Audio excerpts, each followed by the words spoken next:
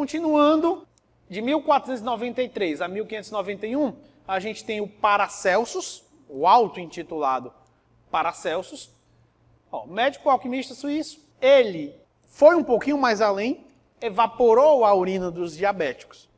Então ele, vou pegar aqui a urina, já que ele está urinando muito, pode ser que tenha alguma coisa de relevância que não provou, né?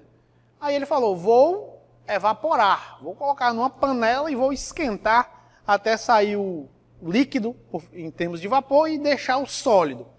Aí ele fez isso, só que ele teve uma interpretação errada. Obteve lá um resíduo meio que cristalino, só que ele achou que aquele resíduo cristalino era sal, não açúcar, porque ele não provou. Né? Ele não deu um passo organoléptico além. Ele apenas disse, olha, isso aqui, esse negocinho branco aqui está parecendo com sal. Aí ele disse que provavelmente o diabetes se daria pela deposição excessiva de sal nos rins. E daí, sal, ele sabia que um consumo de sal aumentava a sede. Então também tinha uma certa lógica. Se tem muito sal no sangue / urina, a pessoa vai ficar ingerindo mais líquido. Então tinha a sua lógica. Mas também deu uma atrapalhada aí quem se baseava nos estudos pelo Paracelsus, né? De 1621 a 1675, a gente tem o Thomas Willis. Aí a gente já tem um progresso a mais aí no entendimento do diabetes. Thomas Willis, o mesmo descritor do polígono de Willis, lá da circulação cerebral, grande estudioso, grande fisiologista, grande anatomista, muito curioso. Na sua obra Farmacêutica Rationalis, ele, redescobriu, porque como a gente viu, os hindus lá atrás já tinham provado, mas não tinha chegado essa informação no Ocidente. Estava só com a galera do Oriente. O pessoal lá da China também, o pessoal da Índia, mas Inglaterra, França, Alemanha, Estados Unidos nessa época nem era. Né? Já era, mas nada de desenvolvimento ainda. Era uma colônia. Aqui, ele fez quase a mesma coisa lá do que os médicos hindus. Provou a urina dos seus pacientes, ele tinha uma clínicazinha lá na Inglaterra, e os que tinham polidipsia e poliúria, ele provava. E aí ele viu que alguns tinham uma urina mais adocicada. Aí ele disse, quasi meli aut saccaro imbuta. Ou seja, como se tivesse sido mergulhado no mel, no doce. Então, é quase que mergulhado no mel. Ainda não chamou de méritos. Só está dizendo que a urina é muito doce. Doença do sangue, que seria associada à depressão. Ele era um grande estudioso de doenças mentais, obviamente com a limitação da visão da doença mental na época. E ele via que muitos pacientes dele, que tinham polidipsia e poliúria, eram pacientes que tinham depressão. E eu até falei lá atrás, no começo do primeiro módulo, que, por exemplo, em estados de pseudo-Cushing, que eu tenho estresses crônicos, o cortisol pode estar elevado e o cortisol é gliconeogênico. O cortisol per si pode causar um estado de hiperglicemia. Mesmo que uma pessoa não tenha o diabetes tradicional, o cortisol também causa resistência à insulina. Também mostrei isso. Então, gliconeogênese mais resistência à insulina e hiperglicemia crônica. Então, um paciente com depressão, ele pode ter diabetes. Ele é um candidato a mais, ele tem um fator predisponente, um fator de risco a mais. Claro que pacientes com depressão tinham mais diabetes, mas ele achou que era uma doença que estava muito linkada com a depressão. Até porque, como ele trabalhava com mais depressão, né, ele tinha essa visão. Aí ele distinguiu entre o diabetes mellitus, aquilo que eu tinha falado, ou seja, alguns têm urinas doces e outros não têm. Porém, ele não classificou. Ele só disse, tem gente que tem gente que não tem. Também não classificou como diabetes mellitus nem diabetes insípido. Aí aqui a descrição dele, para dizer que era uma doença do sangue. Ou seja, ele já deu um passo a mais. Ele disse, o problema do diabetes está no sangue. Não está no rim, não. Então isso já é uma evolução. O quilo é mal digerido e se acumula no sangue. Os rins, então, expulsam ele pela urina. Então ele achou que havia um desarranjo, uma anormalidade na absorção do quilo, e esse quilo ele passava em excesso o açúcar. Ou o quilo, ele não chegou a dizer que era açúcar no sangue, né? E os rins então expulsam ele pela urina. É importante frisar que até essa data, a fisiologia da época, ela era muito limitada no contexto do metabolismo de carboidrato. Então, os estudiosos da época, os cientistas da época e os livros de fisiologia da época, eles diziam que não havia em mamíferos açúcar no sangue, em estado saudável. Quando aparecia açúcar no sangue, na verdade, até esta data, não havia relato sobre açúcar no sangue. Até essa data que eu estou falando de Willis, não havia. Então, açúcar no sangue não era cogitado. Açúcar na urina, não. Só que, por inferência, se tem açúcar no sangue, se tem açúcar na urina, provavelmente tem no sangue. Só que como eles podiam achar que podia ter uma via de produção intrarrenal, não dava para afirmar. Então, era limitado aí, não dava para ele dizer, ele disse que era um problema do sangue, mas ele nem chegou a dizer que era açúcar no sangue, de tão limitada a visão do metabolismo dos carboidratos da época. A urina em todos os diabéticos que testei, que provei, mas acredito que seja em todos eles, embora com grandes diferenças de grau de doçura, é surpreendentemente doce, como se fosse misturada com mel ou açúcar. Como se fosse mergulhada em açúcar ou mel. Isso foi a contribuição do Willis. Então foi um passo grande. Ele tirou um pouquinho da visão do Galeno. Ele disse, olha, o problema provavelmente aí está numa junção aí entre o estômago, /TGI e o sangue. O rim, ele só coloca para fora aquele problema. Então a visão já começou a mudar. O Willis, ele tem uma importância grande porque ele muda o local para onde se olha atrás do entendimento do diabetes. Vamos olhar para o sangue, vamos olhar para o TGI. Então, continuando, a gente tem agora o chamado período diagnóstico. Período antigo acabou, que era o período descritivo. Aí a gente tem agora o período diagnóstico. Ele vai de 1675 até início do século XIX. Em 1682, a gente tem o John Conrad Brunner, que era um francês, ele dá uma contribuição importante mesmo sem saber. Trabalhava muito com pâncreas, estava lá trabalhando e tal, e fez uma pancreatectomia, ou seja, ele tirou o pâncreas de animais, retirava o pâncreas de animais. E ele percebeu que esses animais que haviam tido o seu pâncreas retirado, eles desenvolviam poliúria e polidipsia. Só que ele não teve a sacada de linkar isso com os sintomas do diabetes. Ele fazia os experimentos dele com pâncreas, queria entender o papel do pâncreas na função digestiva, retirava em alguns e em outros não, nos controles não. Só que, dentre outros sintomas, ele viu que os animais que não tinham pâncreas tinham poliúria e polidipsia. Só que ele não associou isso. Olha, será que isso aqui pode ser diabetes? Não, ele só descreveu e não ligou. A contribuição dele é porque depois desenterraram esses trabalhos dele, disseram, então deve ter alguma coisa. Mas ele, na época aí, em 1682, ele não teve esse tino de linkar os achados. Por isso que a gente costuma dizer também, tanto na história da ciência, quando se faz ciência, que tão importante quanto gerar resultado é interpretar o resultado. Se a gente não tiver maturidade científica teórica, a gente não consegue ter uma interpretação daquele fenômeno adequada. Por isso que a teoria ela é muito importante para um pesquisador.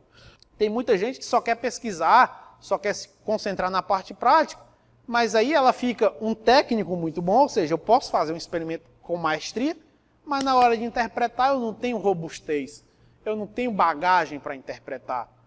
Então, o adequado seria justamente a gente fortificar nossa base teórica, nossa base conceitual, para só depois galgar aí a parte experimental. Ou dá para fazer os dois no processo também, só que a nossa interpretação acaba sendo limitada. Então, essa é a contribuição do Brunner, este cidadão aqui.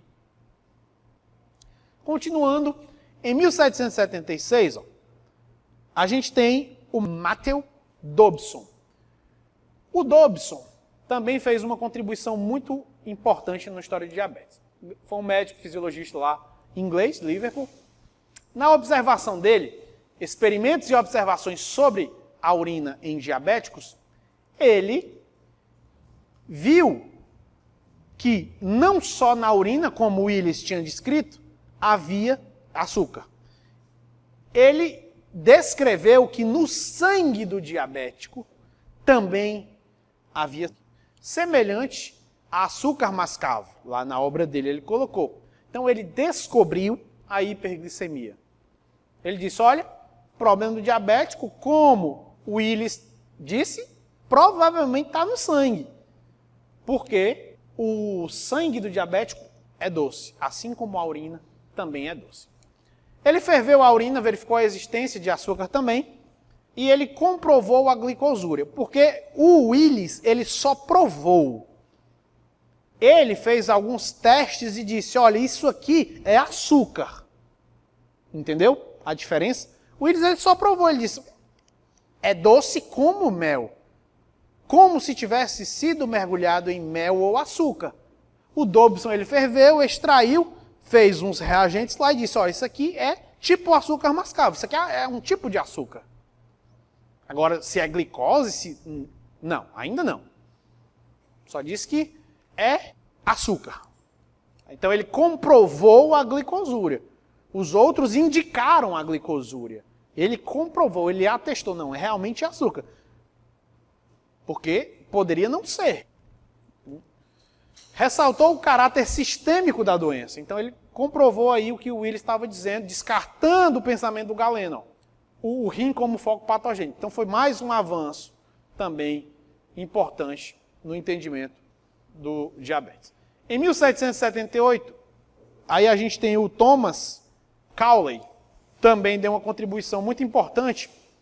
Ele fez a primeira referência ao pâncreas. Ele, ao mexer lá com um paciente que tinha morrido por diabetes, ele viu que o pâncreas desses pacientes, lá na autópsia, havia alguns cálculos, tinha fibrosado, ou seja, tinha uma alteração anatômica do pâncreas. Uma fibrosezinha ali, que é uma cicatriz.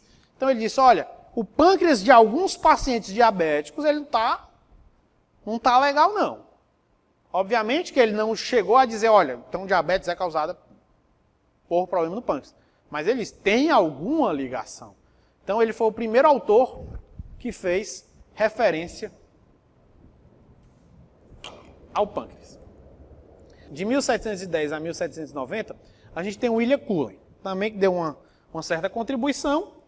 Ele disse que, como o diabetes era uma doença que tinha, como o Dobson tinha descrito, um açúcar no sangue, como o Willis também tinha descrito, e o Dobson confirmou, açúcar na urina, ele cunhou o termo mellitus. Então vamos chamar o diabetes de um paciente que tem urina doce de diabetes mellitus, para a gente diferenciar dos que tem uma urina copiosa, mas a urina não é doce, a urina é sem sabor. Então ele diz, há dois tipos de diabetes. A com sabor de mel, a mellitus, e a sem sabor, a insípidos. E aí, ficou. A descrição do hálito cetonêmico sugeriu a possibilidade de ser uma doença do sistema nervoso. Aqui os estudos já estavam mais evoluídos, Claude Bernard também já estava quase aparecendo, e o entendimento do metabolismo de carboidratos também já tinha dado um avançozinho. O conhecimento da fisiologia dos carboidratos, ele dizia o seguinte, olha, só tem açúcar no sangue se for doença. Normalmente a gente não tem açúcar no sangue. Só tem num caso de doença. Essa doença seria o diabetes.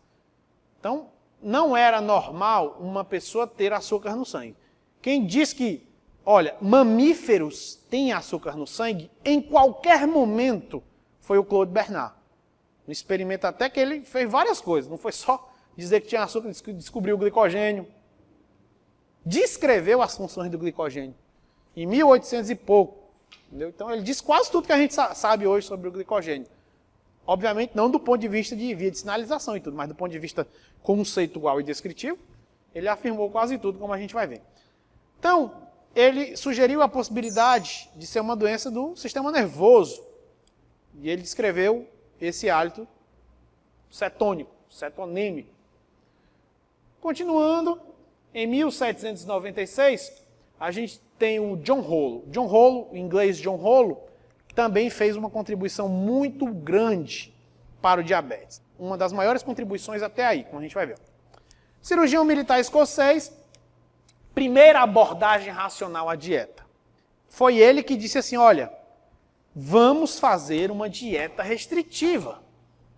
Porque até então eram dietas de cunho sem sentido. Vamos dar grão, vamos dar cerveja, né, vamos dar chá. Ele disse, olha, vamos restringir caloria. Isso em 1796. Ele, será que se a gente restringir caloria não dá melhor? Não dá bom? Ó, restrição de carboidratos, só que ele, como tudo, né, não é perfeito, ele disse que a restrição seria de carboidrato. O problema do diabetes é o quê? Açúcar. Então, se a gente retirar carboidrato, porém compensar isso com um alto teor de gordura e de proteína, talvez seja melhor para o paciente. Então, também, como depois verificou-se que também a alta de gordura e o alto teor proteico também não são benéficos. Obviamente, eu não estou falando de quantidade normal, estou falando de quantidades altas, justamente para compensar um déficit de carboidrato. Entendeu? Então, ele enchia de gordura, enchia o paciente de proteína e tirava praticamente carboidrato. Ó, aplicando o hálito e a glicosúria como parâmetros. Então, ele teve uma sacada muito boa, sobretudo nos pacientes de diabetes tipo 1. Ele dizia o seguinte, obviamente que aqui era mais ou menos limitado as técnicas de identificação, mas ele pegou um paciente. Esse paciente, ele tem o hálito cetônico, né? E ele tem urina doce, ou urina, ele provava. Então, ele não tinha, porque não tinha um método de ver a glicose no sangue. Nem sabia que era glicose no sangue ainda, mas não tinha para saber com certeza. Ou eu precisava de grandes quantidades de sangue, ou com grandes quantidades de urina. Era inviável, não era muito viável não. O que ele fazia? Ele dizia o seguinte, ó, eu vou começar a prescrever a dieta para esse paciente. Se o hálito dele diminuir, e se o doce da urina dele diminuir, é porque está funcionando. Então, o mote sensor para ele dizer se a dieta estava funcionando ou não, era o hálito e a glicosúria. Então, se a urina do paciente ficasse menos doce, é porque a dieta estava funcionando, então o paciente poderia melhorar. Se o hálito do paciente ficasse menos cetonêmico, estava funcionando. Então ele usava isso, na época foi um grande avanço, porque isso realmente melhorou a qualidade de vida de algumas pessoas. Ó, ele verificou que a quantidade de açúcar expelida na urina variava diariamente com o tipo de alimento ingerido. Então, ó, em termos de dieta, ele foi o primeiro cara que fez várias correlações importantes. Ele disse assim, ó, se um diabético comer carne, a quantidade de açúcar no sangue dele, urina dele varia. Se ele comer só vegetal, então ele separou alimentos de origem vegetal e alimentos de origem animal. Ele fez um experimento com os pacientes dele.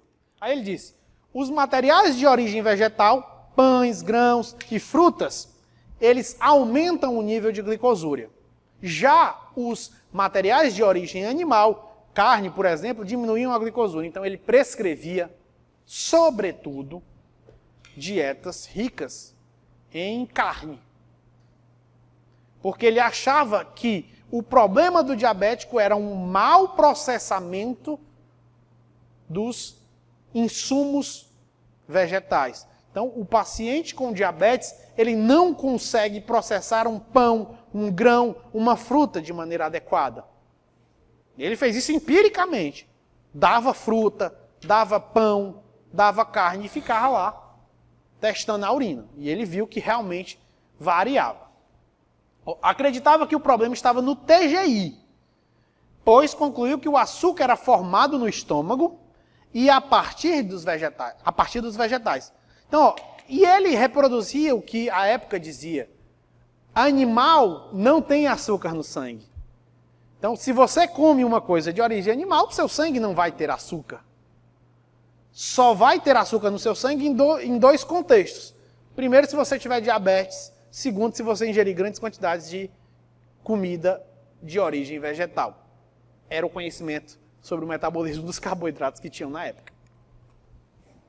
Então, a solução óbvia era uma dieta de ração animal, onde eu corto tudo de carboidrato. Ou pelo menos corto ao máximo isso. Aí aqui é uma descrição dele. Com esses achados, concluiu-se, portanto, que a glicosúria tem importância secundária no processo de sacarificação dos materiais de origem vegetal. Alimentos contendo carboidratos no estômago e o fluxo de açúcar no corpo. Ou seja, o órgão mórbido no diabetes não é o rim, mas o estômago, que aumenta a produção de açúcar a partir de materiais de origem vegetal. Ou seja, ele dizia, o problema do diabetes é que o paciente com diabetes tem um TGI no qual ele não consegue absorver direito e nem processar produtos de origem vegetal. Essa foi a conclusão dele. Não está errado, mas também não está certo. Mas foi um avanço. Tudo que mudou a forma de olhar para a doença na direção mais correta é um avanço. Ao contrário lá de outros, do Galeno, por exemplo, que desviavam o olhar para outro canto. Então, aqui foi um avanço muito grande. E muitas abordagens mais corretas depois, em termos de dieta, vieram por causa do John Rolo. Galera estudando a dieta do Rolo.